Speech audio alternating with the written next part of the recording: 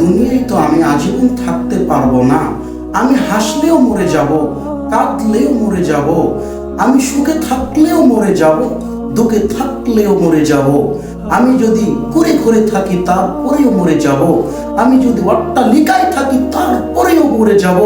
যে কোনো সময় যে কোনো মুহূর্তে মরণ আমাকে অ্যাটাক করবে, এটাই বাস্তবতা, এটাই চূড়ান্ত।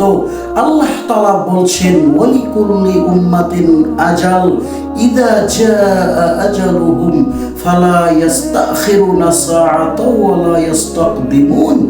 আল্লাহ তাআলা বলছেন প্রত্যেকটি জাতির মৃত্যুর সময় নির্ধারিত, আর যখন নির্ধারিত সময় চলে আসবে তখন এক মুহূর্ত, এক সেকেন্ড আপিস করা হয় না।